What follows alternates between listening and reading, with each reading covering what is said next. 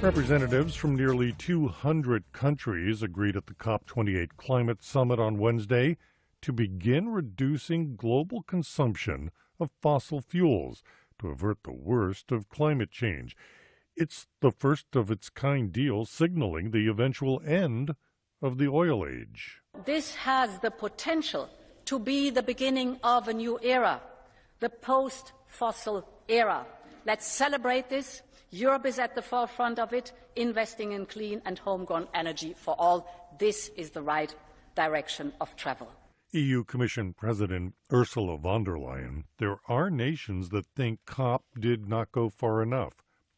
Ukrainian President Volodymyr Zelensky is in Norway, where the Norwegian Prime Minister has pledged additional humanitarian support. We are also increasing our financial and humanitarian support to around $800 million this year. Norway also announced additional military assistance for Ukraine, flying into Norway straight after meetings with U.S. President Joe Biden and American lawmakers in Washington. Zelensky said his critical priority was to strengthen Ukrainian air defense. Israel says it will not abide by the United Nations call for a ceasefire. By voting in favor of this resolution, you are supporting the survival of jihadist terror and the continued suffering of people of Gaza. That's Israel's ambassador to the UN prior to the vote. The resolution is non-binding. White House National Security Advisor Jake Sullivan says he plans to travel to Israel on Thursday and Friday to meet with Prime Minister Netanyahu amid U.S. efforts to pressure Israel to dial back. This is VOA News. Conflict, climate, high food prices, all expected to drive more people into hunger in West Africa, Central Africa too. Reuters correspondent David Doyle says the United Nations World Food Program estimates that almost 50 million people will go hungry there next year. Millions have been displaced by insurgent violence in the Sahel region, in addition to multiple ongoing conflicts in Democratic Republic of Congo. Olo Sib, a senior research advisor at the UN's World Food Program, said 80% of those currently affected by food insecurity live in conflict zones. We also witness the impacts of climate change. For instance, this year there have been prolonged periods of halted rainfall in certain areas, resulting in significant crop losses for local farmers.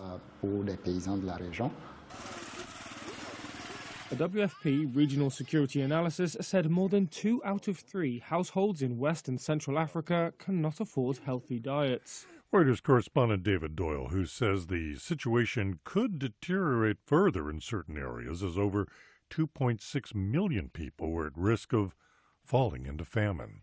The House is pushing toward a vote to authorize an impeachment inquiry into U.S. President Joe Biden formally. This comes as Republicans rally behind the charged process despite lingering concerns among some in the party that the investigation has yet to produce evidence of misconduct by the president. A man jumped into the lawmakers' area of India's parliament, shouted slogans, and he set off a smoke can on Wednesday. It's a major security breach on the 22nd anniversary of a deadly attack on that complex. So they say that in the United States, all trends start in California, though I'm not so sure this one was going to catch on. This Christmas season, at the store in California, Aldic Home, they are showing upside-down Christmas trees. You can decorate it like a chandelier, so you can really make it exactly how you want it, make it a showpiece. And it's space-saving as well, because all the height is, or all the width is at the top, so you can make it as spectacular as you want, even in a small space. Less extraordinary trends for this year's festive decorations for Christmas are soft pinks and peaches, or the full Barbie pink. Pink itself is even bigger again this year thanks to the popularity of the Barbie movie. With this trend, pink is often mixed with gold or even pink on pink.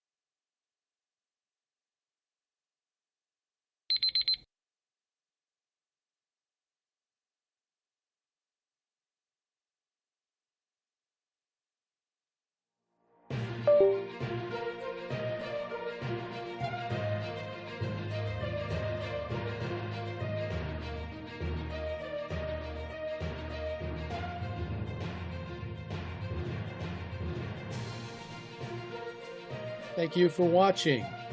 Can you do me a favor? Please leave a comment in the comments section below. That would really help. Thank you, and see you again soon.